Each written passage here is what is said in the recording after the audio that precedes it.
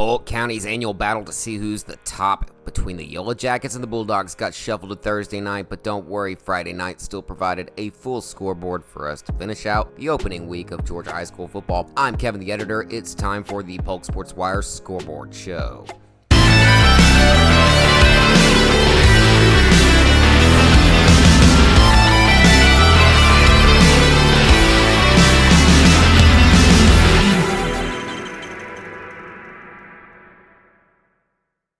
Rockmart at Cedartown was the game of the week for PSW football highlights coverage. Go subscribe for monthly or more access to watch. And hey, if you sign up this weekend, I'll give you the same amount of time on Polk today as well. See the link in the description to join. $4.99 a month to watch highlights and read coverage from other sports too. Plus news? That's a pretty good deal if you ask me. First big play, and this one came from the Bulldogs defense. Jules Davis pulled off a strip during a QB draw, and Tay Harris came up with the fumble. Bulldogs score off the ensuing drive, 6-0. Rockmart's defense gets revenge and prevents a big pass between Drew Ledbetter and Tayham Harris.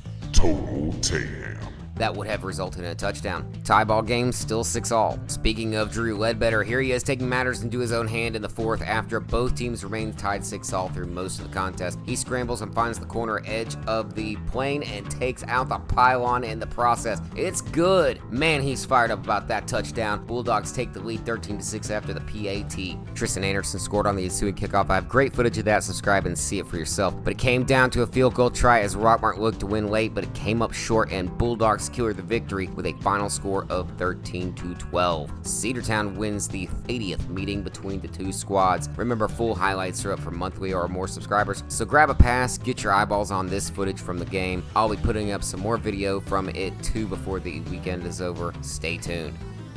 Now it's time to get into the area scoreboard, and some real heavy hitter matchups open this first week of football. Starting off with some of our neighbors to the north in Region 7 4A who also played on Thursday. Pepperell at Northwest Whitfield. Final score, Bruins shut out the Dragons 38-0. I wrote about the Dragons and teams to watch in 2023 story on Polk Sports Wire earlier in the week. Go check it out. Next up, another rounder of region foes and Floyd County neighbors. Coosa at Southeast Whitfield. Eagles pull off a 28-25 win on the road.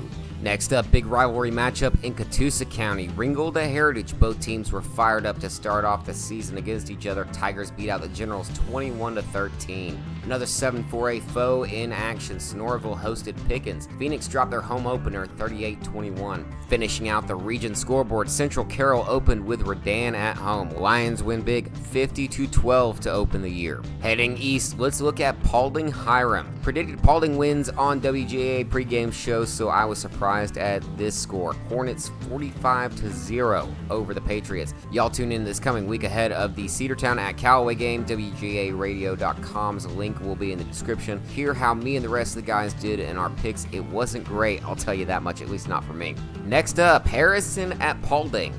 13-6 Harrison.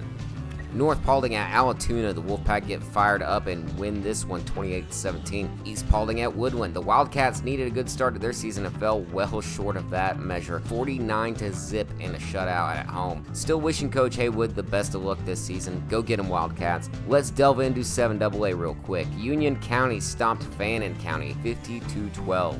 Ouch. Dalton at North Murray. Catamounts win big 35-14.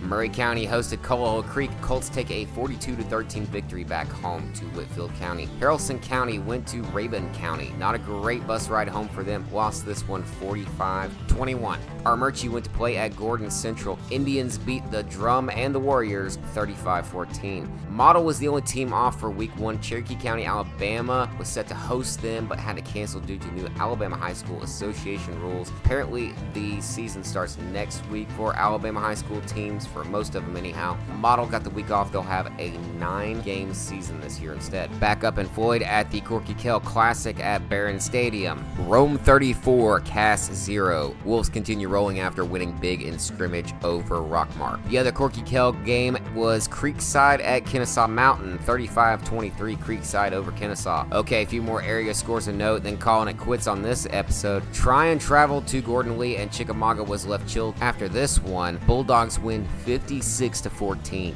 LFO fell hard to Gilmer, final score 42-14. Lafayette won big at home, hosting Chattooga 28-3 final up in Walker County. Good luck this season, Ramblers. Bremen took on Heard County. Blue Devils shut out the Braves 24-0. Temple hosted Pike County, one huge 57-6. Wow. Cherokee went to start their season at Cartersville. Canes win 27-14. Expected a little bit higher score in that one. Calhoun went to Blessed Trinity to face a big rival. Titans prevail in this one, second year in a row, 17-7. Okay, final game this week. Carrollton faced down Langston Hughes, the state title winner and undefeated team in 2022. This one was a nail biter. Came down to the wire, but dang if Hughes won out 39-34. Errant pass ended this one horribly. I want a rematch of this one bad. Okay, sports fans, that's it for now. Tune in next week for updates and a few shots from Cass at Rockmart. Full highlights for monthly plus subscribers are on polksportswire.com, along with the scrimmage games previous weeks. So you've got Rockmart at Bremen to check out and Cass at Cedartown to check out as well. I'm Kevin, the editor. See you next time from the sideline.